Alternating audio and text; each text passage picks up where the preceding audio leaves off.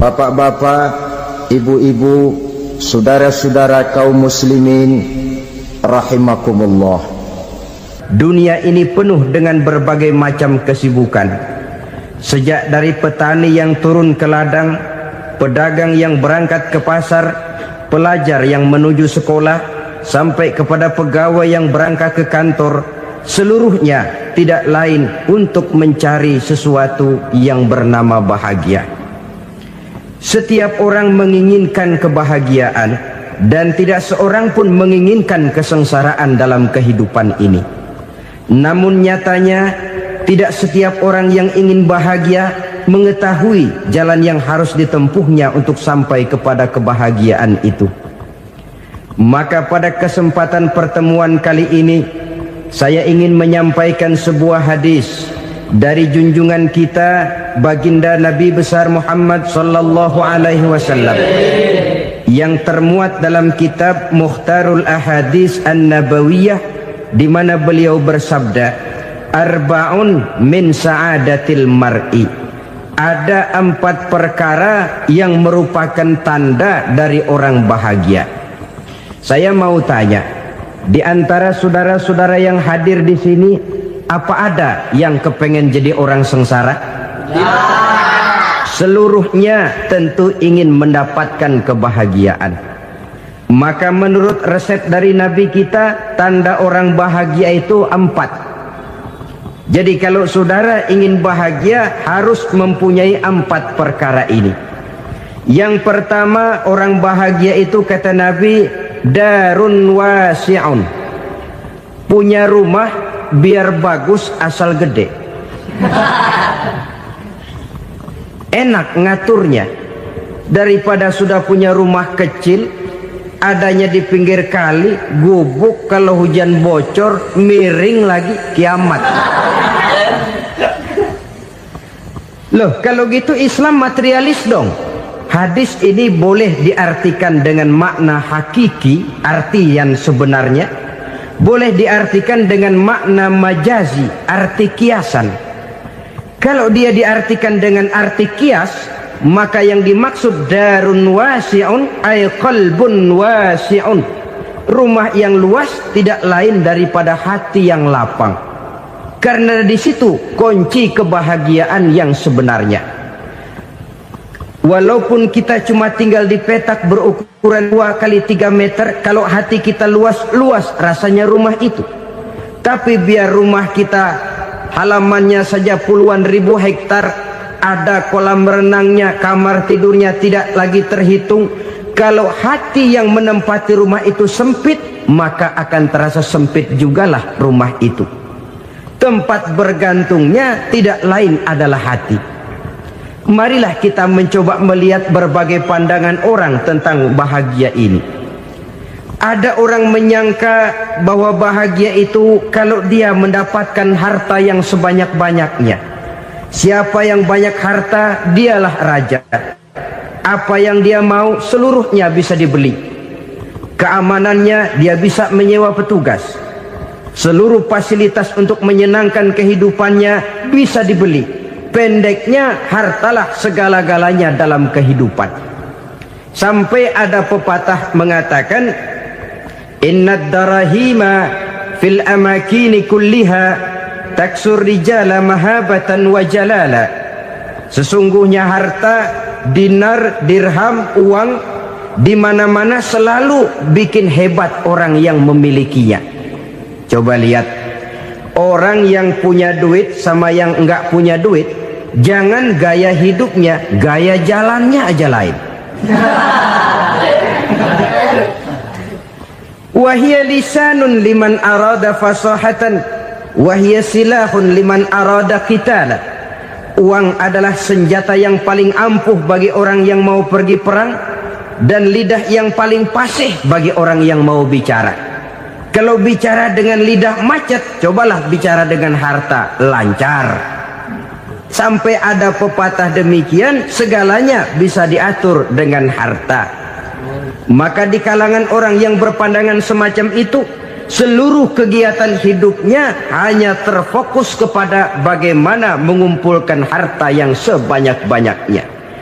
tidak peduli halal haram, tidak kenal sore pagi siang dan malam, tidak sempat sujud, jauh dari agama, jauh dari kehidupan yang bersifat ruhaniyah, jauh dari Allah dan sebagainya, sampai dalam Al-Quran dikelompokkan dalam kelompok yang dinamakan lumazah. Allazi jama'a malahu wa 'addadah yahsabu anna malahu akhladah. Mereka mengumpul-ngumpulkan harta sebanyak-banyaknya dan menyangka bahwa harta yang banyak itu dapat mengekalkan hidupnya, mengekalkan kekayaannya, mengekalkan kebahagiaannya. Saudara hadirin yang berbahagia, kalau pandangan hidup ini benar, artinya kalau harta memang merupakan satu-satunya hal yang dapat membuat orang bahagia, tentu di rumah mewah tidak akan pernah ada tangis derita. Tentu di satu tempat di mana fasilitas hidup serba menunjang tidak ada yang namanya penderitaan. Tapi suka dan duka, sedih dan gembira, senyum dan tawa adalah milik setiap orang, baik dia punya harta maupun dia tidak punya harta. Nyatalah bahwa harta semata-mata bukan merupakan jaminan bahwa orang akan bahagia, walaupun tanpa harta orang sulit untuk bahagia. Saya mau cerita, ada orang super kaya, namanya Aristotle Onesimus, raja tanker Yunani. Dia punya kapal tanker saja konon sampai 11 banyaknya. Punya perusahaan penerbangan yang disebut Olympic Airlines. Punya hotel di berbagai kota besar di dunia ini, sejak dari New York, London, Paris, Rome dan sebagainya. Bahkan punya pulau yang dia namakan Pulau Scorpio. Ini kan namanya sudah kaya nggak tanggung-tanggung, punya pulau. Nah, dia punya 2 orang anak, yang satu laki-laki namanya Alexander, yang satu perempuan namanya Maria Onesimus. Seluruh harapannya tertumpah kepada anak lakinya Alexander ini, yang akan meneruskan usahanya, meneruskan kekayaannya, meneruskan dinastinya. Apa yang terjadi? Ternyata anak yang dia harapkan yang bernama Alexander ini mati muda dalam kecelakaan pada waktu dia olahraga. Apa olahraganya? Namanya olahraga anak orang kaya, golongan jet set. Olahraganya olahraga pesawat terbang. Jatuh, ya nggak kapungut, habis mati. Tinggal satu anak perempuannya, Maria Onesimus. Tapi anak perempuan ini juga malah urakan. Terakhir dia pacaran, bahkan kemudian kawin sama orang Rusia. Rupanya Aristotle Onesimus ini broken. Kekayaannya yang berlimpah ruah, perusahaannya yang begitu banyak, siapa yang akan meneruskan? Siapa yang akan menggantikan? Sampai kemudian dia mengurung diri di Pulau Scorpio dan mati di sana secara mengenaskan. Seorang multi jutawan, seorang yang super kaya, mati menyendiri di pulau sepi. Ibarat kata pepatah, anak ayam mati di lumbung. Bukan kekurangan makanan, keurugan makanan. Begitu kehidupan Aristotle Onesimus. Dan banyak orang-orang yang sudah demikian kaya sampai dibingungkan oleh kekayaannya sendiri. Telusurilah kehidupan David Rockefeller misalnya, Henry Ford misalnya, Adnan Khashoggi misalnya. Multi jutawan yang kadang-kadang dibuat keder oleh kekayaannya sendiri. Pantas ketika Imam Ali ditawarkan orang, "Ya Ali, kalau kepadamu disuruh pilih ilmu atau harta, kau pilih mana?" Ya jelas pilih ilmu dong. Kenapa? Pertama, ilmu kalau kita berikan kepada orang lain tambah. Tapi harta kalau kita berikan kepada orang lain kurang. Saudara punya uang 10.000, dibagi orang 5.000, jelas uang saudara berkurang. Tapi saudara punya ilmu, diberikan kepada orang lain bisa, saudara pun makin mantap. Tidak lantas jadi bodoh karena ngajarin orang.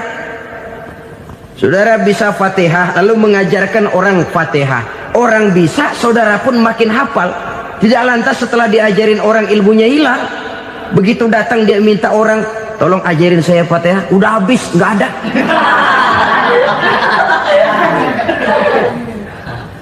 Yang kedua kata Imam Ali, ilmu menjaga kita. Kalau harta, kita yang harus jaga. Makin banyak ilmu, makin terpelihara diri seharusnya. Tetapi makin banyak harta, makin bingung kita jaganya. Sampai kadang-kadang kalau perlu seluruh keliling rumah dipasangi alarm. Belum cukup disewakan anjing besar-besar, pasang di depan pintu, awas anjing galak. Masih belum cukup juga, cari centeng tukang-tukang kepruk jaga rumah. Masih terasa belum aman, padahal rumahnya dikelilingi tembok besar. Di balik tembok ada pintu-pintunya tebal. Di balik pintu itu terbuka masuk kamar, kamar pun ada pintunya, pintunya pun kuat. Masuk ke dalam kamar ada lemari, lemarinya pun pintunya kuat, dikunci, kuncinya pun kuat. Tapi terhadap seluruhnya yang timbul cuma sekedar was-was saja. Kesimpulannya sekali lagi, tanpa harta orang memang sulit untuk bahagia. Tapi harta semata-mata tidak merupakan jaminan orang akan bahagia. Dengan hati yang luas, itu modal utama untuk mencapai kebahagiaan hidup. Orang yang hatinya luas, saudara-saudara, punya hati yang lapang, melihat kenyataan hidup ini, dia bersyukur senantiasa kepada Allah. Lantas tidak timbul hasud dan iri hatinya. Oleh karena itu jiwanya selalu lapang. Kalau tidak, cupik hati namanya, dangkal pandangan, tidak senang melihat orang lain dapat nikmat, dan itu sering dijadikan contoh. Kalau orang yang lapang dada, dia lihat tetangganya beli TV baru, dia berkata, alhamdulillah ya, tetangga kita beli TV, mudah-mudahan kita bisa ikut nonton. Lapang dadanya. Tapi orang yang sempit hati, lihat tetangga beli televisi, meriang. Enggak diapa-apain, meriang. Besoknya dengar tetangga beli motor, makin sakit, ke rumah sakit. Lalu di rumah sakit dengar tetangganya beli mobil, mati. Disiksa oleh perasaannya sendiri. Orang kalau hati sudah sempit dalam hidup, kemanapun dia pergi, sempit rasanya medan kehidupannya.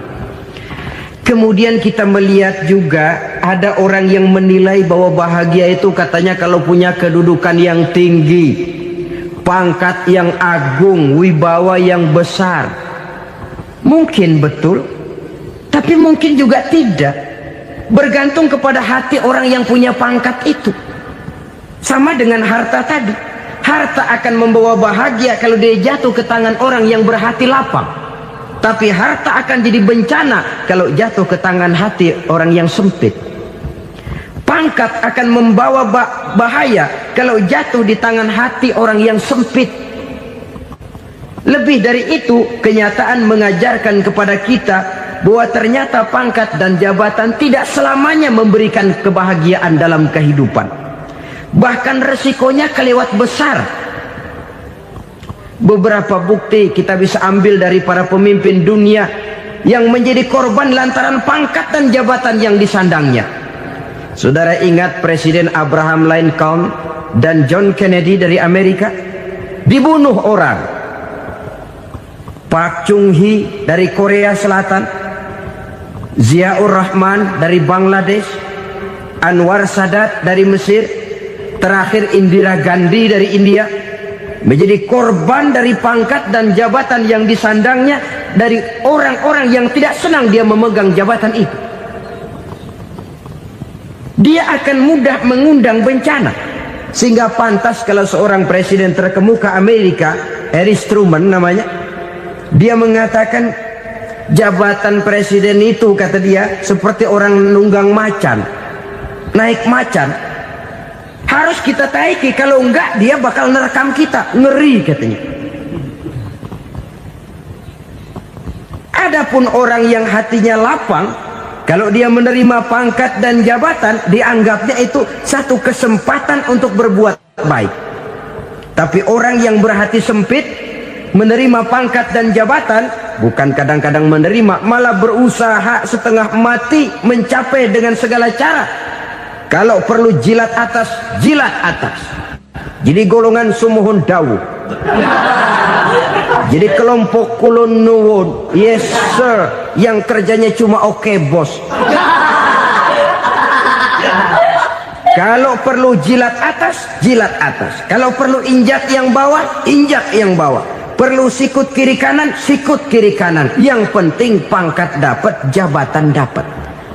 Orang yang semacam ini, kalau sudah mempunyai pangkat dan jabatan, biasanya dia tidak menganggap itu sebagai amanah, tidak menganggap sebagai kesempatan berbuat baik, tapi malah kesempatan untuk memperturutkan hawa nafsunya yang dilatar belakangi oleh kesempitan hatinya tadi.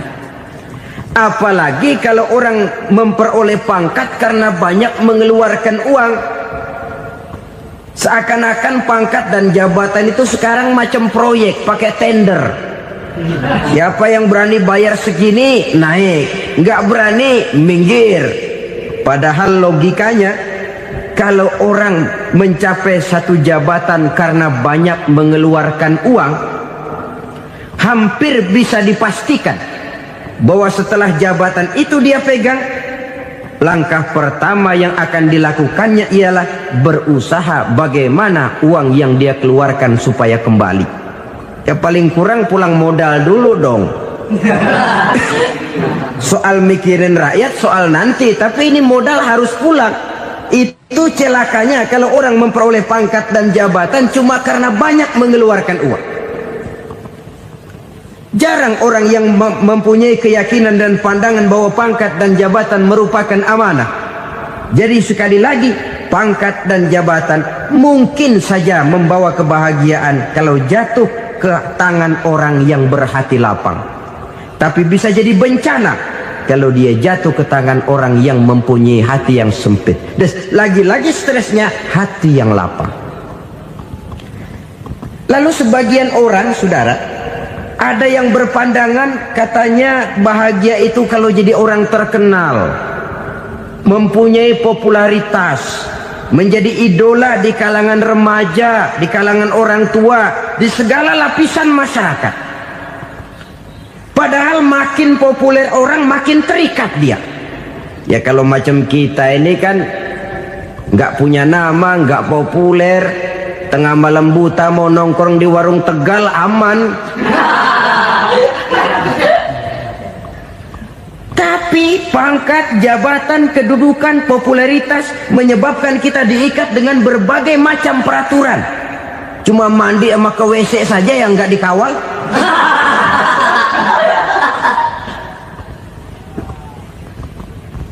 Benarkah popularitas, ketenaran membawa kebahagiaan? Mungkin, ya, tapi mungkin juga tidak. Kenapa? Banyak orang-orang populer yang mengakhiri hidupnya secara tragis. Kita ambil beberapa nama. Di Amerika tahun 60-an ada bintang seksi paling terkenal yang dijuluki seks bom, bom seksi. Sampai sekarang jadi legenda, namanya Marilyn Monroe. Singkatan doublenya itu inisialnya MM, Marilyn Monroe. Terkenal, top, sampai dia mati tahun 62. Namanya sekarang masih saja dibicarakan orang. Kenapa dia bunuh diri? Tidak punya hartakah dia? Banyak.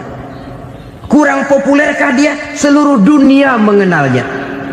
Sejak rakyat kecil sampai pejabat tinggi dia punya hubungan. Kenapa? Jenuh. Dia terlahir dalam keadaan yatim. Setelah itu tidak lama dia berangkat remaja, ibunya meninggal. Pindah dari wanita asuh ke wanita asuh sampai 12 orang ibu angkatnya. Dan kekecewaan yang paling parah, setiap laki-laki yang dekat dengannya hanya seperti kapal berlabuh. datang dan pergi silih berganti, padahal dia merindukan seseorang yang bisa melindungi hidupnya. Dia rindukan itu dan dia tidak pernah menemukan. Itu yang akhirnya menyebabkan dia minum pil tidur kelewat dosis, minum obat tidur kebanyakan, ya tidur terus sampai sekarang.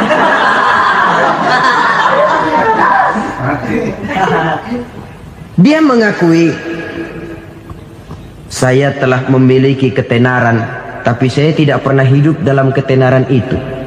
Saya pandai main sandiwara, tapi saya ingin hidup dalam alam yang real sebagaimana umumnya orang. Itu yang dia rindukan. Menyusul jejak yang namanya Marilyn Monroe ini, Billie Holiday, saudara kenal tentu. Di rumah sakit dirawat, dia juga minum obat overdosis, mati lagi. Jimi Hendrix minum obat tidur overdosis kelewat batas, mati lagi. Lalu yang menghanyutkan diri di danau, Janis Joplin dan Brian Jones. Ini orang-orang populer, orang-orang terkemuka yang mengakhiri hidup secara tragis, bukan karena tidak terkenal, mungkin karena sudah saking terkenalnya. Contoh paling belakangan, Bruce Lee. Wah, ini tukang-tukang kepruk tentu kenal siapa dia. Sampai sekarang pun tabir kematiannya masih merupakan misteri. Dan yang masih hidup juga menunjukkan gejala yang aneh. Michael Jackson, rumahnya di Beverly Hills itu dijaga sedemikian rupa, dan dia selalu curiga kepada setiap makanan harus steril, bersih dari segala macam kimia. Kemana dia pergi, itu tukang-tukang kepruk sudah selalu menjaga dan mengawal, dan dia seakan takut menunjukkan mukanya yang asli. Hingga kalau tampil ke tengah di luar show, dia kadang memakai pakaian yang tidak menunjukkan dia yang sebenarnya, takut dikenali orang. Ternyata popularitas sering jadi momok yang meracuni kehidupan manusia. Oleh karena itu, benarlah junjungan kita pada saat beliau mengajarkan orang akan bahagia kalau dia mempunyai hati yang lapang. Nah, sekarang masalahnya untuk mendapatkan hati yang lapang, caranya bagaimana? Kita kembali kepada konsep Quran. Allah mengajarkan, ala inna bi dzikrillahi tatmainnul qulub.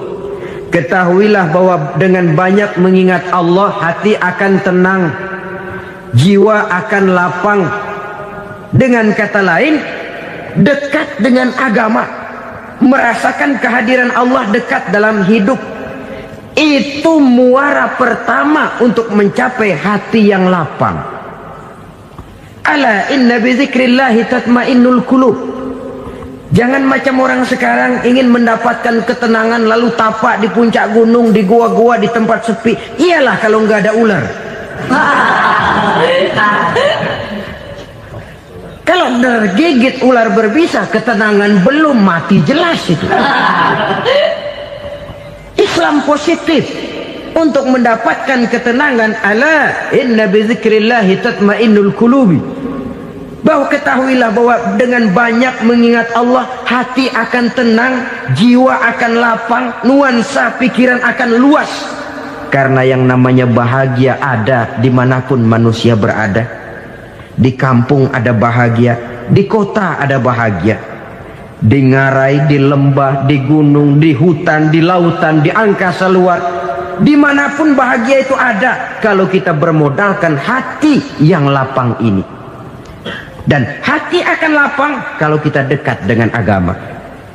Dekat dengan harta buat sementara hati mungkin tenang, tapi ketenangan yang relatif dan temporer.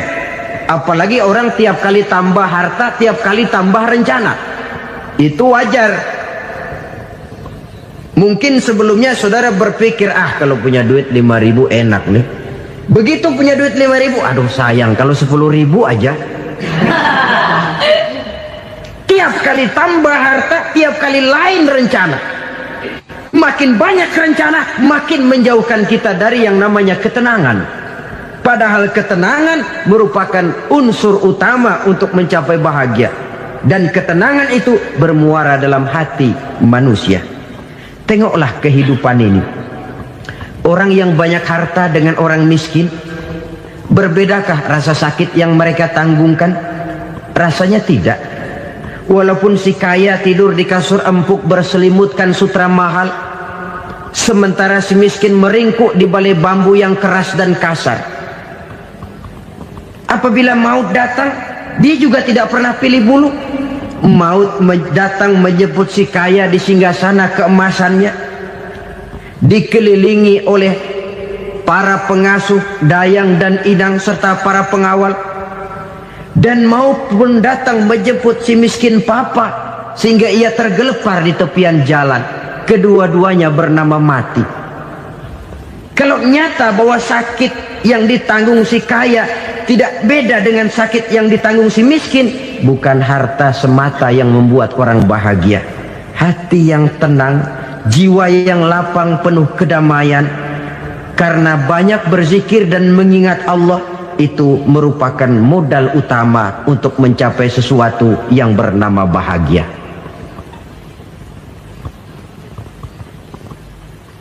Saudara hadirin yang saya hormati, inilah yang pertama dari 4 ciri yang digambarkan oleh Nabi tentang tanda-tanda orang bahagia. Dan harus berangkat dari yang pertama ini, hati yang lapang. Ini yang harus kita miliki lebih dahulu, baru nanti akan menyusul kepada poin yang ketiga, kedua dan selanjutnya. Sebab kalau hati sudah terisi dengan jiwa yang lapang, seluruh persoalan insya Allah akan bisa kita atasi dengan sebagaimana mestinya. Yang kedua sekarang, tanda orang bahagia menurut baginda Nabi, markabun syariah. Orang bahagia itu, kata beliau, punya kendaraan biar cepat asal lancar. Artinya kemana dia mau pergi mudah. Apa maksud hadis ini? Kalau kita kaji lebih dalam, kendaraan itu kan alat transportasi. Transportasi tidak lain adalah usaha memudahkan komunikasi. Pindah dari situ kepada teori bahwa manusia adalah zon political, makhluk bermasyarakat yang tidak bisa memenuhi kebutuhan hidupnya secara sendirian. Kita memerlukan keberadaan orang lain dalam kehidupan ini. Untuk memakai baju saja kita sudah perlukan petani yang tanam kapas, pabrik yang memintal kapas jadi benang, pabrik yang menenun benang jadi kain, sampai kepada mesin jahit, sampai kepada tukang jahit. Itu cuma untuk memakai pakaian saja. Tidak seorang pun di antara kita yang sanggup memenuhi kebutuhan hidupnya secara sendiri. Kita perlu orang lain. Maka kebebasan dalam arti mutlak, kebebasan tanpa batas, itu tidak mungkin ada dalam kehidupan. Karena kita mengadakan yang disebut interaksi sosial. Setiap kegiatan kita tentu melibatkan orang lain. Menurut kita barangkali kita bebas jalan di jalan raya semaunya, tapi orang lain berkendaraan pun merasa bahwa ini ada juga jalan haknya, dan begitu selanjutnya. Oleh karena itu, maksud dari kendaraan yang cepat ini adalah khulata'uhu ma'as solihin. Lingkungan pergaulannya terdiri dari orang-orang soleh. Pergaulannya luas. Kemana dia pergi ada temannya. Kesulitannya ada tempat dia cerita. Dan kesulitan kalau sudah diceritakan kepada orang lain, taruh kata orang itu tidak bisa menolong, namun menceritakannya kepada orang yang kita percayai, kan paling kurang sudah mengurangi beban jiwa, mengurangi tanggungan batin, merasa masih ada tempat kita cerita. Maka lebih baik orang awam yang mau bergaul ketimbang orang setengah alim tapi ngunci pintu. Sebab nantinya akan timbul sikap picik, cupik pandangan, dan tidak luas menghadapi kenyataan dalam kehidupan ini. Namun yang harus kita garis bawahi, pergaulan memang mesti luas. Namun jangan sekali-kali lupa bahwa pergaulan sangat besar pengaruhnya dalam ikut membentuk kepribadian manusia. Sehari-hari bisa kita bilang Kalau kita dekat sama tukang minyak wangi, sekalipun nggak dibagi minyaknya, baunya tentu dapat. Betul? Tapi dekat sama tukang elas, walaupun nggak kena apinya, asapnya mesti kena. Kalau Syauqi mengatakan lebih jelas lagi, man asyaral asyrafa asya musyarrafan wa muasyiral anzali ghairu musyarrafin. Awalam taral jildal hakira muqabbalan bisagri lamma sara jildal mushaf. Siapa yang bergaul dengan orang mulia, dia bakal ikut menjadi mulia. Tapi siapa yang berteman dengan orang hina, dia tidak bakal ikut menjadi mulia. Tidakkah kau lihat, kata Syauqi, kulit kambing yang hina pun dicium orang ketika menjadi kantong Quran. Kulit kambing hina, kalau dia sendirian gak ada yang mau cium. Tapi begitu dia bergaul dengan Quran, menjadi kantong Quran, dipakein minyak wangi, ditaruh di tempat yang tinggi, mau diambil dicium dulu, dibawa dengan penuh hormat dan hati-hati. Kulit kambing yang hina lantaran berteman dengan Quran, numpang mujur. Tapi coba lihat kalau kulit kambing berteman dengan kayu, jadi beduk, habis. Zohor dikemplang, asar dipukul. Itu pun sedikit saja, cuma salah milih teman. Yang temannya Quran dihormati orang, yang temannya kayu lantaran jadi beduk, gelap-gelap subuh orang udah kemplangnya.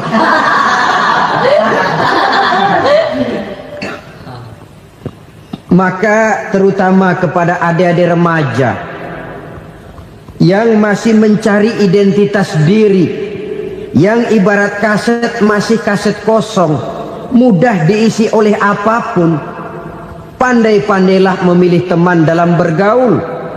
Karena banyak orang yang tadinya baik-baik, ketika terseret dalam pergaulan dengan orang yang tidak baik, kebaikannya menjadi lentur dan luntur.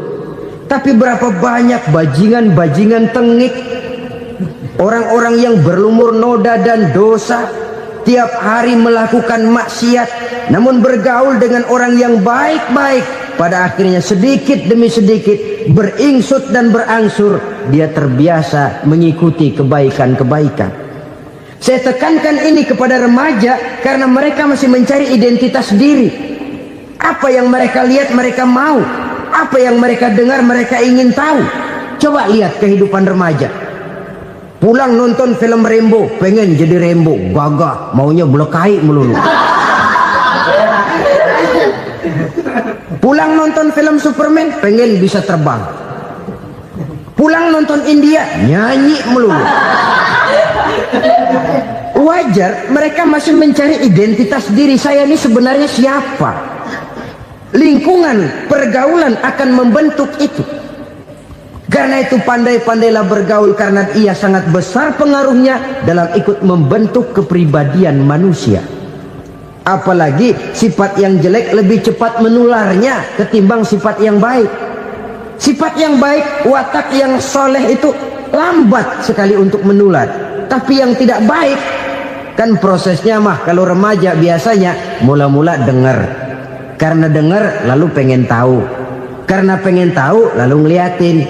Begitu ngeliatin kan pengen nyobain.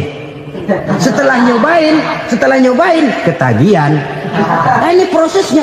Yang namanya ganja, morfin, narkotik awalnya kan begitu. Mula-mula dengar katanya kalau sudah fly to the sky, sudah melayang ke langit katanya, disitulah puncak kebahagiaan. Mulanya cuma dengar. Karena dengar pengen tahu. Karena pengen tahu lalu ngeliat, kumpul sama orang yang suka ngeganja. Setelah ngeliat, nah pengen ngerasain. Begitu ngerasain enak juga, ketagihan. Kalau sudah ketagihan jadi penyakit kronis, bisa merembet kepada yang lain. Iya, kalau orang tuanya mampu untuk beli morfin, beli ganja. Kalau tidak kan pikirannya ngayap, jemuran siapa ya gue sabet. Timbullah perbuatan-perbuatan negatif yang bermula dari salah pergaulan.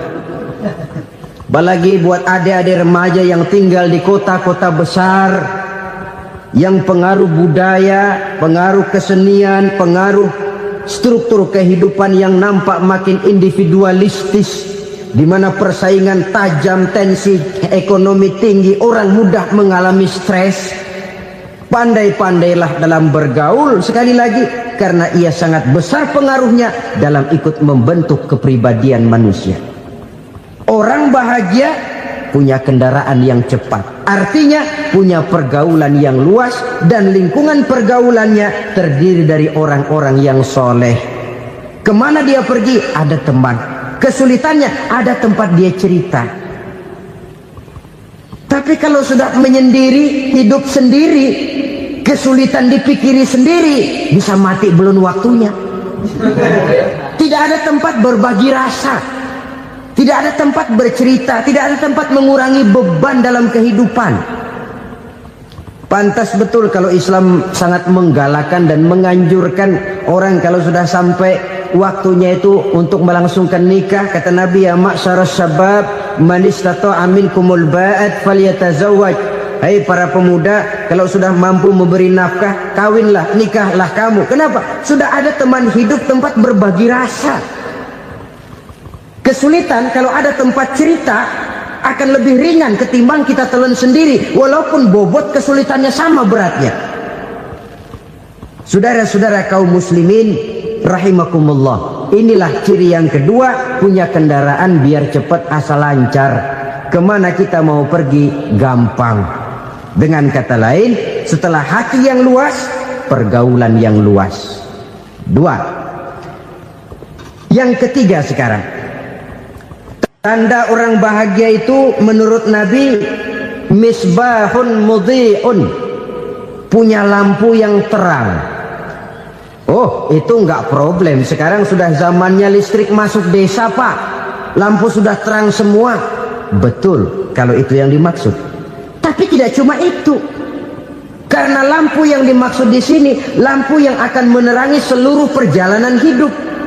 Dan perjalanan hidup itu sudah dimulai sejak kita terlahir ke alam ini, sampai masuk ke alam barzah, kumpul di padang mahsyar, sampai ke akhirat. Lampu yang menerangi itu yang diperlukan. Kalau lampu, katakanlah yang paling top sekarang kan lampu jenis Mercury. Taruhlah itu di rumah kita, dia cuma menerangi rumah kita, menerangi hati pun tidak sanggup. Bila kita masuk ke alam barzah, alam kubur, sanggupkah si Mercury yang begitu terang menerangi alam barzah kita? Tidak sanggup lagi. Sanggupkah lampu yang ratusan watt, bahkan puluhan ribu watt menerangi kehidupan di padang mahsyar? Tidak akan sanggup lagi. Kalau demikian, yang dimaksud lampu yang terang di sini apa? Tidak lain amal soleh, kebajikan yang kita lakukan dalam hidup. Itu yang akan jadi lampu penerang. Di dunia nama kita akan terang. Jasad kita boleh hancur terkubur tanah, tapi nama kita akan dikenang orang. Begitulah kalau orang meninggalkan kebajikan dalam hidup seperti sekarang. Ribuan orang tiap saat berziarah ke kubur Imam Syafi'i, ke kubur Imam Malik, ke kubur Imam Ghazali, ke kubur orang yang baik-baik, orang yang soleh-soleh. Kebajikannya yang ditinggalkan, yang mengukir namanya dengan tinta emas, sehingga saudara sudah terbaring di alam kubur. Orang lewat, Allah, ini kuburannya Fulan bin Fulan, dulu ini kebaikannya Masya Allah, saya ikut merasakan. Mari kita mampir sebentar, kita Fatihah, mohon disampaikan Allah pahalanya kepada almarhum. Al-Fatihah. Itu kalau orang baik-baik. Lalu saudara tanya, Pak, orang mati dikirimin Fatihah apa nyampe pahalanya? Saya jawab, kalau saudara nggak percaya, mati dulu dah. Nanti saya Fatihain, tungguin di sana. Umpama nggak sampai, balik lagi kemari. Sekarang ini kan maunya otak-otakan saja. Kalau nggak masuk otak, nggak percaya. Padahal alam gaib itu nggak bisa diotak-otakin. Sama saja dengan saudara pernah dengar cerita kapal tanpa emas tenggelam kan? Pernah nggak? Di mana? Ya, di laut Masalembo. Begitu ke tanpa emas tenggelam, ratusan penumpang itu terjun ke laut, dipermainkan gelombang, berjuang menghadapi maut itu. Orang lagi timbul tenggelam di lautan, dihantam ombak, kita tengokin pakai helikopter. Pak, lagi timbul tenggelam ya? Iya, tolongin. Jangan khawatir Pak, nih saya kirim intan Pak, harganya 10 juta. Kira-kira orang yang timbul tenggelam di laut seneng nggak? Tidak. Kan mahal toh intan 10 juta. Kenapa dia nggak senang? Karena intan 10 juta dalam kondisi seperti itu tidak sanggup menyelamatkan dia. Dia akan girang kalau dikirimin ban mobil bekas, dikirimin papan terentang atau bambu. Intan yang 10 juta dia nggak girang, ban mobil bekas yang 1000 perak tuh pegang, itu yang dia girang betul. Inilah sebabnya Nabi berkata, mal mayyitu fi qabrihi illa kal ghariqil mutaghawwis. Orang yang meninggal di alam kuburnya seperti orang timbul tenggelam di lautan. Yantaziru da'watan min ahli, menunggu doa dari keluarganya yang masih hidup. Duh, bapak saya sudah meninggal, saya sayang benar sama dia. Kirimin kulkas ke kuburannya Itu sama saja dengan tadi orang tenggelam di lautan dikirimi intan yang harganya 10 juta, tidak sampai. Begitulah kalau kebajikan yang kita tinggalkan dalam hidup, sudah mati pun kubur kita masih diziarahi orang. Tapi kalau jahat yang kita tinggalkan, boro-boro lah orang mau doa lewat dekat kuburan kita juga serem. Tuh bajingan no, dulu mati dipendem di situ tuh. Jangan lewat situ, ntar kesurupan, jangan. Lewat saja orang ngeri. Konon lagi membacakan Fatihah dan mengirimkan doa. Hidup pada hakikatnya adalah kesempatan untuk berbuat baik. Maka sekali kesempatan itu diberikan, manfaatkan dengan sebaiknya. Sebab kesempatan kedua tidak akan pernah ada. Kesempatan berbuat baik di sini, di akhirat sudah pembalasan namanya. Sekali kesempatan itu dicabut, dia tidak akan pernah dikembalikan lagi. Kata Iqbal, hidup tidak mundur ke belakang, Bung. Berhenti diinjak orang, mundur hancur. Tidak ada kata mundur dalam hidup ini. Berhenti diinjak orang, mundur kecebur. Tidak ada kata lain, harus maju dalam kehidupan dalam artian yang positif. Hidup adalah kesempatan untuk mengumpulkan kebajikan yang sebanyak-banyaknya. Di situ nilai daripada manusia. Sekarang ini memang nggak kelihatan kok, orang yang banyak pahala sama yang banyak dosa nggak kelihatan kok. Barangkali kalau habis bikin dosa palanya pada benjol, mungkin orang takut sama dosa. Tapi sekarang sama saja, orang yang banyak dosa dengan yang nggak banyak dosa jalan bareng dari belakang, sama, nggak kelihatan beda. Tapi ada waktunya di mana pahala memegang peranan, di mana dosa diperlihatkan. Sama saja kalau kita bawa mobil siang, lampu kan nggak begitu berfungsi. Apa lalu bilang, alah ini lampu berat-beratin, copot-copotin aja dah. Tidak perlu begitu. Kenapa? Pada suatu saat malam senja akan datang. Bila matahari terbenam, senja pun datang, gelap mulai merayap, disitulah baru terasa perlunya lampu. Pahala begitu. Sekarang orang yang nggak ada pahalanya nggak kelihatan dalam kehidupan. Tapi pada suatu saat senja kehidupan akan datang. Ajal merenggut nyawa, malam merayap, dan hidup mulai diliputi kegelapan di alam barzakh. Dikala itu kalau nggak punya lampu, alangkah malangnya kita. Sebab amal yang baik, kata Nabi, di alam barzakh itu akan diciptakan menjadi perempuan yang cantik menemani kita. Amal yang jahat akan menjadi orang yang paling jelek nemenin kita. Udah di tempat gelap yang nemenin jelek.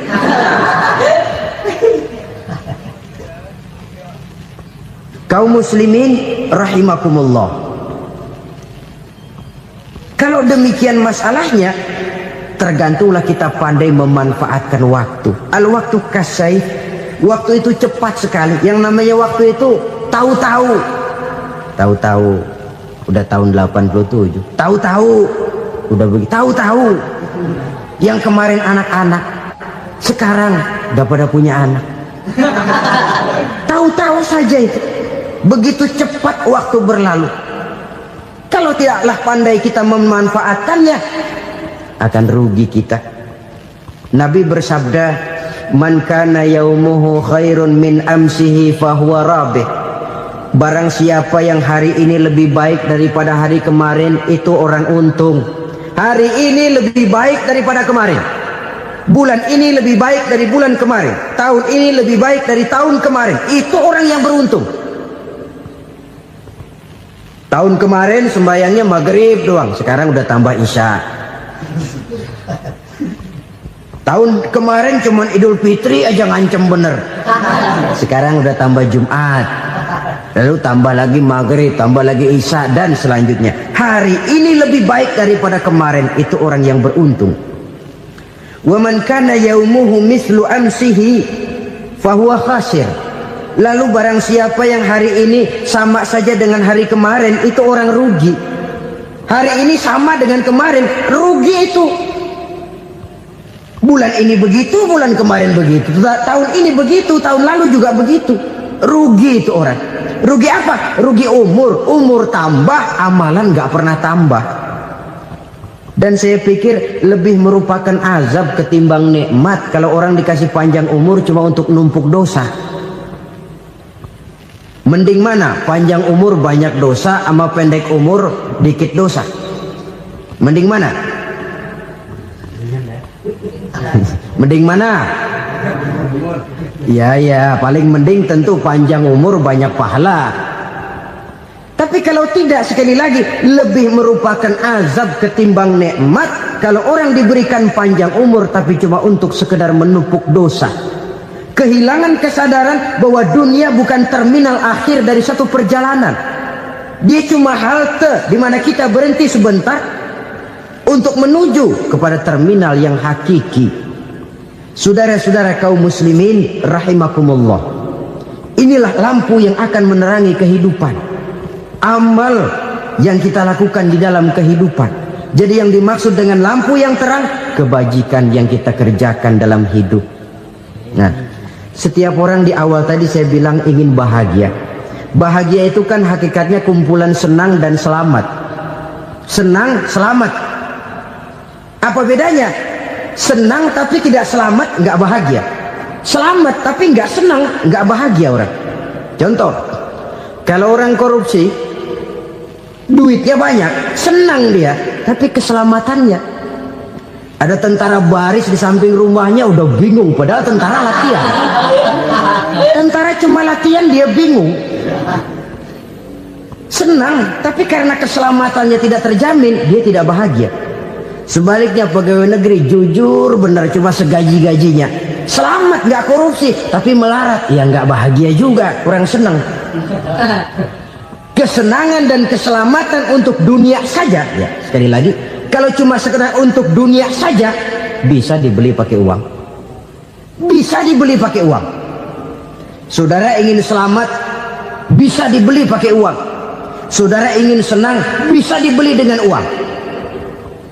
Tapi setelah mati masuk ke alam barzah, habis kekuasaan uang. Nggak bisa lagi beli keselamatan pakai uang, tidak mungkin lagi membeli kesenangan dengan uang. Di situ pahala yang megang peranan. Makin banyak pahala, makin banyak saham untuk membeli kesenangan dan keselamatan, untuk memperoleh yang namanya bahagia. Dan jangan lupa loh, di alam barzah kita nggak sebentar, menunggu datangnya kiamat. Loh iya, kalau kita begitu dikuburin terus kiamat datang, untung. Tapi kalau masih harus 1000, 2000, puluhan ribu tahun yang akan datang, dalam satu penantian yang begitu lama, tanpa saham untuk memperoleh kebahagiaan, satu kemalangan yang tidak ada pernah putus-putusnya. Janganlah tergelincir oleh kebahagiaan sebentar yang menipu dengan mengorbankan kebahagiaan hakiki yang berjangka panjang. Apa artinya senyum sejenak kalau harus ditebus dengan tangis seumur hidup? Biarlah kita minum jamu, pahit memang, getir memang, tapi kan besok badan sehat. Daripada sekarang minum sirup, manis memang, enak memang, tapi bibir pada jontor besoknya. Sirawan, batuk, nggak karu-karuan. Banyak orang tertipu oleh kesenangan yang sebentar, padahal laisa kullu ma yalma'u zahaban. Belum tentu semua yang berkilat itu emas, belum tentu semua yang gemerlap itu intan. Karena itu marilah manfaatkan kesempatan yang diberikan Allah ini untuk mengumpulkan kebajikan yang sebanyak-banyaknya. Yang terakhir sekarang, yang keempat, tanda orang bahagia kata Nabi. Zaujatun salihah. Orang bahagia itu tanda yang keempat kata Nabi, punya istri biar cakep asal taat. Sudah surga itu sudah. Cakep taat. Istri kayak gitu, kalau belum mati jangan dikuburin dulu. Sudah cakep taat lagi, tapi kadang-kadang enggak, udah jelek ngadat melulu. Apa yang mau dipilih? Sebab itu Quran mengatakan istri pakaian untuk suami, suami pakaian untuk istri. Kenapa suami istri diibaratkan pakaian? Alangkah tingginya gaya bahasa Quran ini. Suami istri teman hidup, hidup perjalanan panjang. Sejak kita dalam rahim sudah ada hidup kan di sini. Sampai ke alam dunia, masuk ke alam barzah, kumpul di padang mahsyar, sampai menuju akhirat, itu perjalanan hidup. Carilah istri atau suami teman hidup yang membawa manfaat tidak hanya kehidupan di dunia ini, sampai di alam barzah, sampai di padang mahsyar. Suaminya mungkin meninggal lebih dulu, atau istrinya mungkin meninggal lebih dulu, tapi suami atau istri yang masih hidup berbuat kebajikan. Suami saya meninggal, ada hartanya, saya sedekahkan, niat pahala untuk almarhum suami saya. Ini teman hidup, tidak dibatasi dan tidak bisa dipisahkan oleh maut sekalipun. Zohirnya mungkin pisah, badannya mungkin pisah, tapi hatinya, jiwanya, kebersamaannya dalam menghadapi kehidupan. Karena itu saudara-saudara, bahasa Quran indah. Suami istri diibaratkan seperti pakaian. Apa fungsi pakaian? Pertama, pakaian jadi kebanggaan. Artinya suami harus menjadi kebanggaan istri, istri harus jadi kebanggaan suami.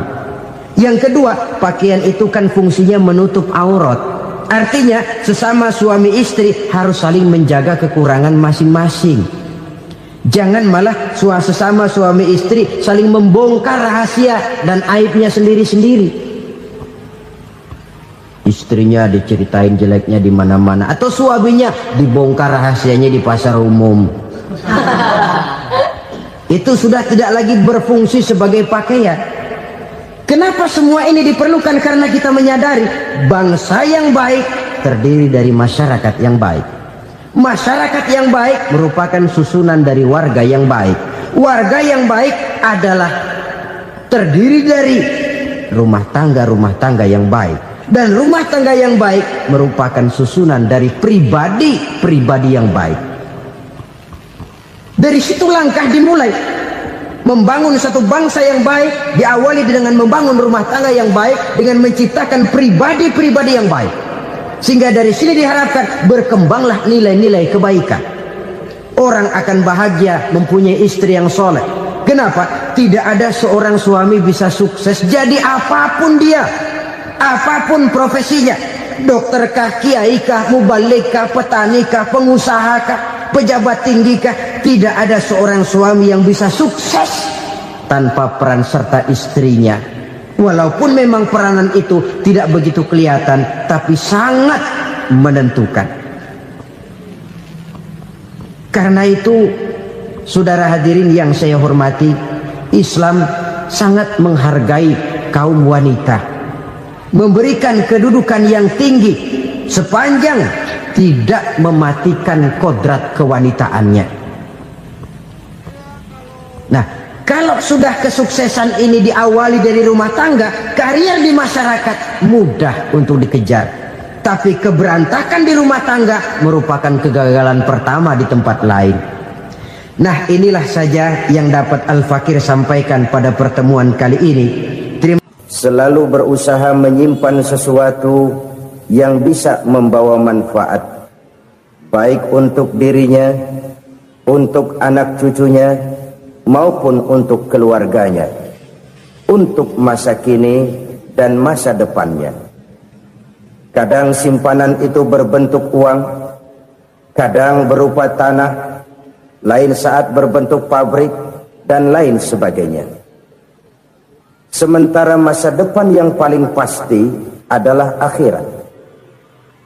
Jika untuk masa depan dunia kita rela memeras keringat, membanting tulang, pergi pagi dan pulang petang, menyimpan uang, menyimpan tanah, menyimpan pabrik, pernahkah kita merenung jika satu saat kiamat datang, kita dibangkitkan dari kubur masing-masing, berdiri di padang mahsyar untuk mempertanggungjawabkan seluruh kegiatan hidup kita di dunia ini, lalu kita akan menuju ke alam akhirat.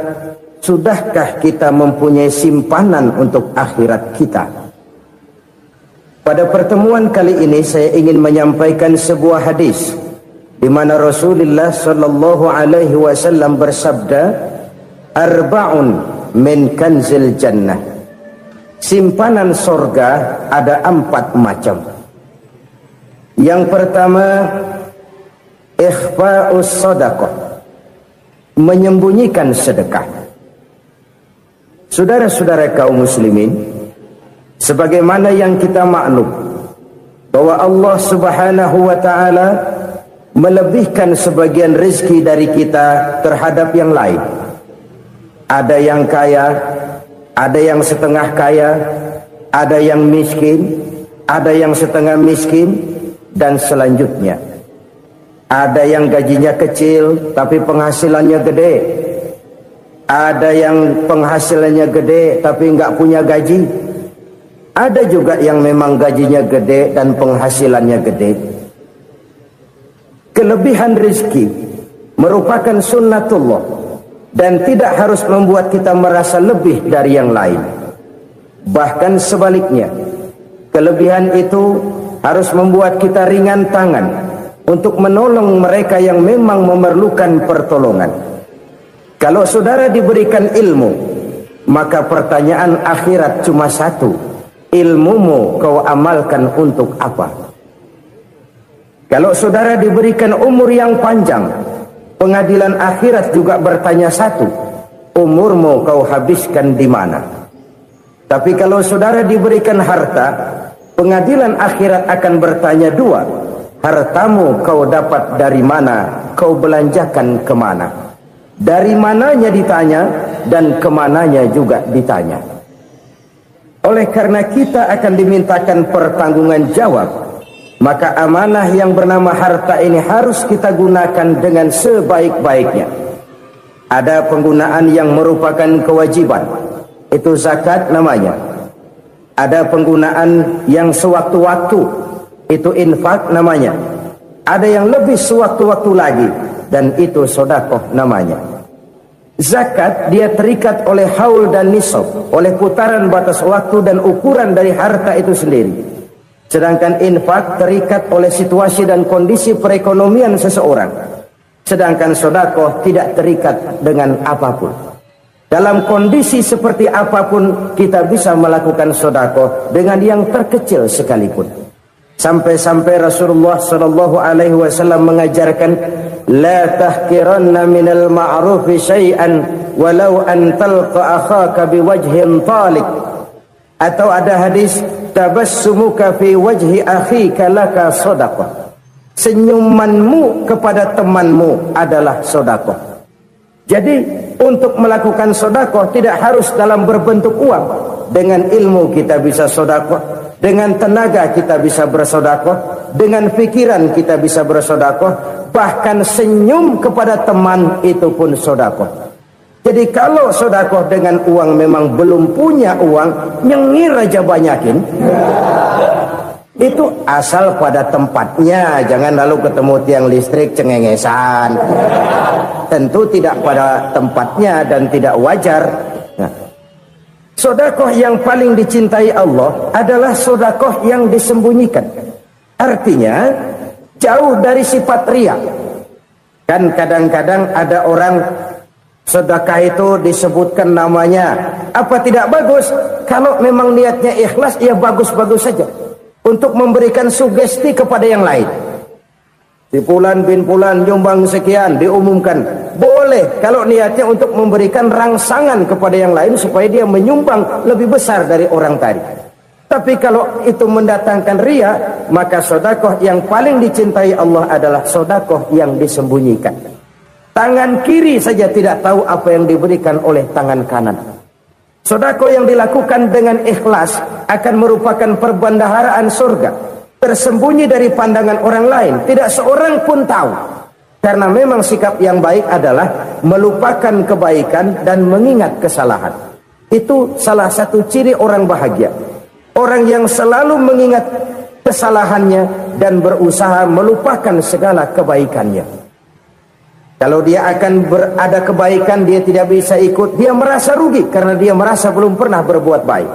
Tapi kalau akan melakukan kesalahan baru, dia ingat kesalahan yang sudah-sudah, sehingga terhalang baginya untuk melakukan satu kesalahan baru. Demikianlah saudara-saudara, bahwa Allah melebihkan rizki sebagian kita dari yang lain, agar terjadi tolong-menolong dalam kehidupan ini. Jadi kesenjangan yang nature, kesenjangan yang alami, itu sunnatullah. Ada yang kaya, ada yang miskin, ada yang kelas menengah. Nah, kenapa lalu sekarang kita berusaha mengentaskan kemiskinan? Oleh karena adanya kesenjangan struktural. Kalau yang kaya bisa semakin kaya, kenapa yang miskin tidak bisa naik jadi ikut sedikit kaya?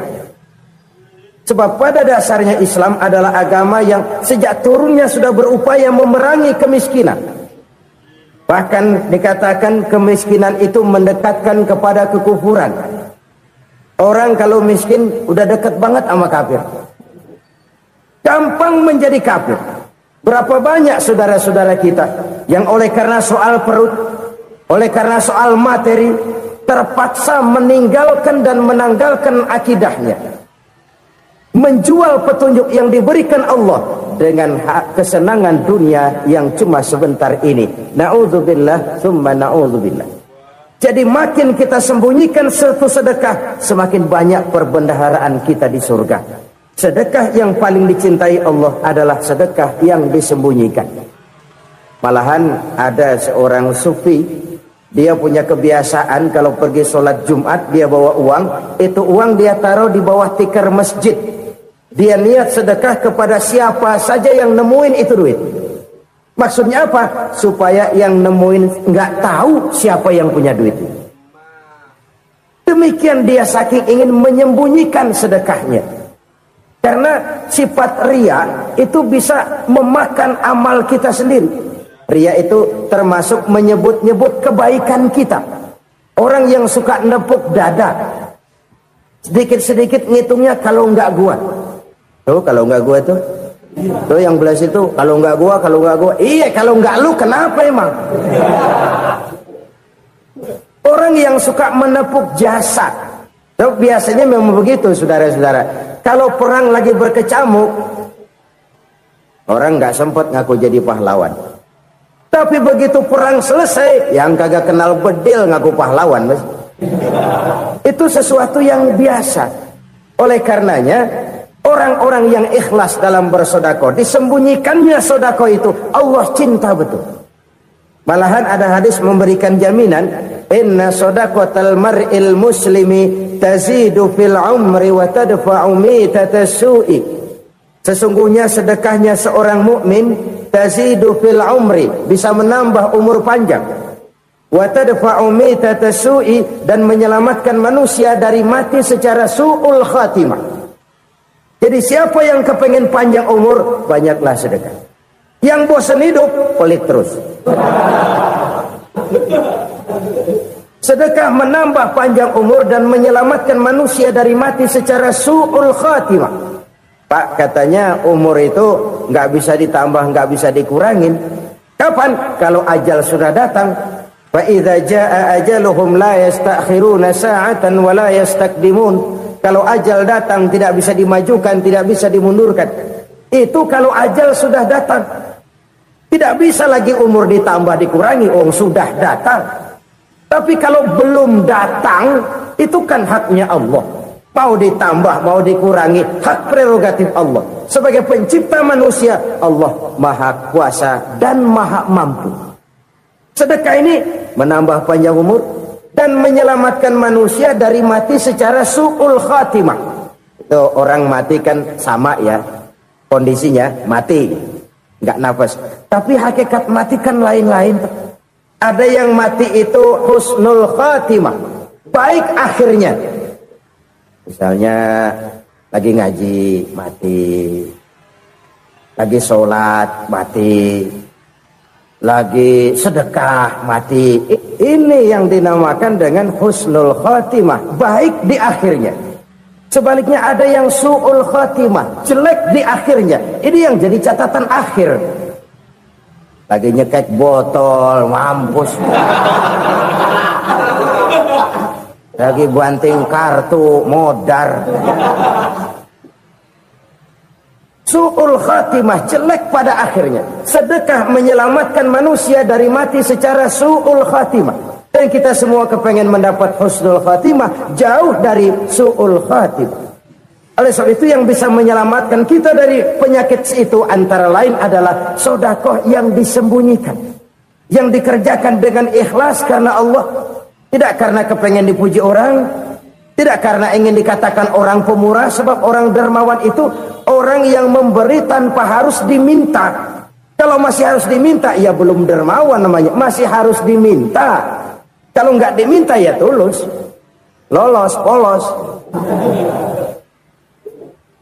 Saudara-saudara kaum muslimin rahimakumullah. Harta adalah amanat dan akan kita pertanggungjawabkan. Allah melebihkan rizki sebagian kita dari yang lain agar kita saling tolong menolong, bantu membantu. Nabi janjikan siapa yang meringankan beban saudaranya muslim di dunia, Allah akan meringankan bebannya di akhirat nanti. Sebuah jaminan dari baginda Nabi. Si orang yang kita bantu barangkali tidak bisa membalas, Allah yang akan membalas lewat jalan lain yang tidak pernah kita sangka-sangka. Ada orang tanya, Pak, ini ada orang nyumbang masjid sambil marah-marah, bagaimana? Saya bilang sumbangannya aja ambil, marahnya jangan. Marahnya jangan diambil, itu urusan dia. Saudara-saudara kaum muslimin rahimakumullah. Umat Islam ini kan umat yang punya potensi besar. Kadang kita merenung, kenapa kadang-kadang pembangunan masjid kok lambat sekali? Kalau hotel hari ini peletakan pertama, bulan depan peresmian. Supermarket hari ini peletakan batu pertama, minggu depan peresmian. Tapi kalau sudah yang namanya masjid, kadang-kadang peletakan batu pertama sekaligus jadi batu terakhir. 3 tahun, 4 tahun, campur nebar jalak di jalanan, duit dijaring kayak ikan sepat. Apa tidak ada orang Islam yang kaya? Banyak. Apa tidak ada pengusaha muslim yang jadi konglomerat? Ada. Lalu yang belum banyak itu yang komit terhadap nilai-nilai agamanya.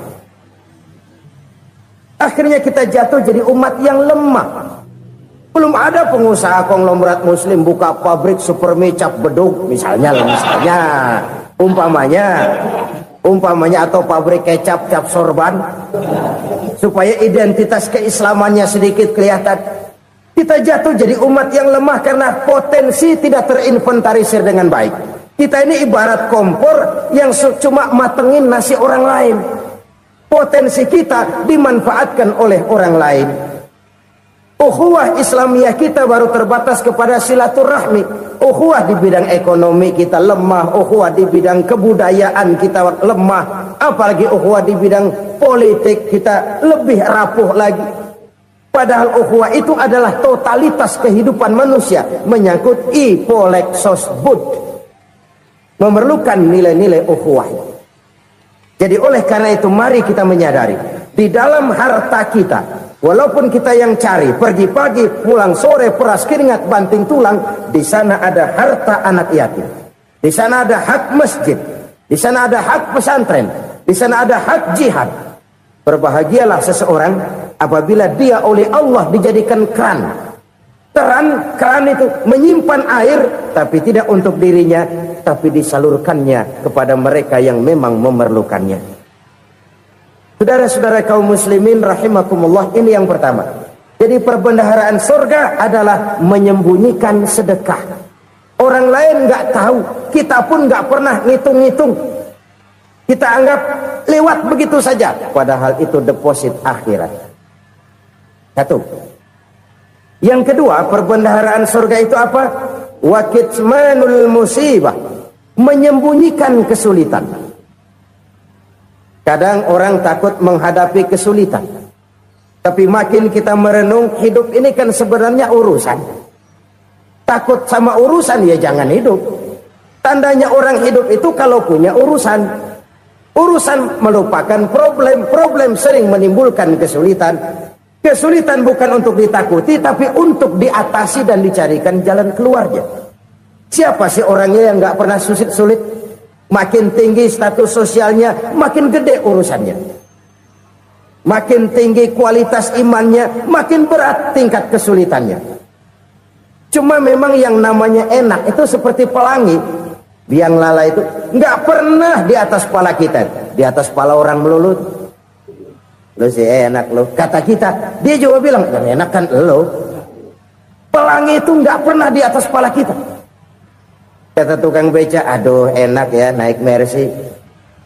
Kata tukang beca, apa yang di dalam mobil Mercy? Aduh enak bener tukang beca, di jok ngeringkuk ngorok pulas bener.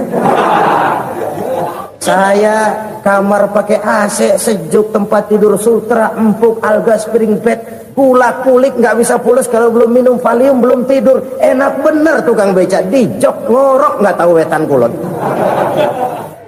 Si tukang beca bilang yang di Mercy enak, yang di Mercy bilang tukang beca enak. Inilah enak, nggak pernah di atas kepala kita, di atas kepala orang lain melulu enak itu. Nah, saudara-saudara,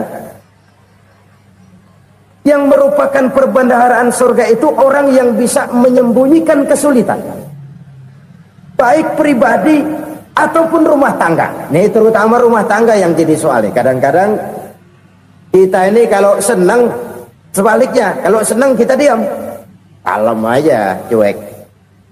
Banyak banget duit kita bawaan, diam aja udah. Malah ketemu orang takut. Tapi begitu susah, sekampung tahu. Padahal Nabi mengajarkan perbendaharaan surga itu menyembunyikan musibah, menyembunyikan kesulitan. Kalau enak, cerita sama orang-orang. Kalau nggak enak, rasain sendiri, tekan sendiri, atasin sendiri. Kita kan sebaliknya, tenang kita diam, asal lagi susah, paling tidak kita nyari teman buat cerita kesusahan. Siapa orangnya yang nggak pernah susah? Cuma soalnya bagaimana kita mengatasi kesusahan itu sendiri. Begitu juga misalnya kalau orang sudah berumah tangga, itu orang tuanya harus menjadi tempat dia cerita yang enak-enak saja. Yang nggak enak rasain berdua, selesaikan berdua, atasin berdua. Jangan dibalik. Asal senang diam, giliran susah saja. Maknya laporan. Terbalik. Bisa menjaga security informasi. Maka nama bayam keluar diam, malah seluitan. Enak amat lo makan daging ayam. Security informasi. Saudara-saudara kaum muslimin rahimakumullah. Ujian yang terberat itu yang pernah diberikan kepada para nabi, para rasul, para aulia, para ulama. Makin tinggi keimanan, makin berat bentuk kesulitan. Ayo saya kemukakan satu contoh saja. Ada seorang nabi yang kaya, nabi kaya, namanya Nabi Ayub. Iblis kalau orang begini kan keki, ibadahnya rajin, kaya. Nih yang kayak begini susah digodain. Kalau ibadahnya rajin, miskin, kali bisa disogok. Sini imannya mantap, ibadahnya rajin, kaya, nabi lagi. Oh, tapi namanya iblis nggak kurang akal. laporan, Tuhan, kenapa Les? Ya ini bahasa saya, bahasa Qur'annya sih nggak gitu. Itu hambamu yang namanya Ayub, dia rajin ibadah cuma karena dikasih kaya aja. Coba kasih miskin dia, berhenti dia sembahyang. Ah, kamu bisa aja. Saya tahu Ayub itu hambaku yang ikhlas. Saya buktiin Tuhan, silahkan. Dibuktiin lah, iblis turun ke alam ini. Yang mula-mula dia lakukan, dia rusak sawah ladang Nabi Ayub. Dia binasakan binatang ternak Nabi Ayub. Sehingga dalam waktu singkat, jatuhlah Nabi Ayub dari orang paling kaya, jadi orang paling miskin. Beliau masih ibadah di mihrab dalam masjid. Datang iblis. Saudara Ayub, ya. Lagi ngapain? Ibadah. Nyembah Allah, nyembah Allah. Oh, percuma. Kenapa? Tuhan yang ente sembah nih, dia udah bikin miskin ente. Sawah ladang ente hancur lebur, binatang ternak binasa. Sekarang ente jadi orang paling miskin. Ngapain nyembah Tuhan kayak begitu? Tekor. Udah berhenti dah ibadah, berhenti ibadah. Ini iblis sama Tuhan laporannya lain, yang dikerjakan kepada Nabi Ayub juga lain. Benar begitu iblis, kata Nabi Ayub. Iya, sawah ladang saya habis, buras. Binatang ternak saya binasa, binasa. Saya miskin, bangpak. Apa jawab Nabi Ayub? Bukan innalillahi, ini hebat. Alhamdulillahillazi a'tani wa akhza minni. Segala puji bagi Allah yang telah memberikan harta kepada saya dan sekarang mengambilnya lagi. Alhamdulillah. Allah yang ngasih, Allah yang ambil.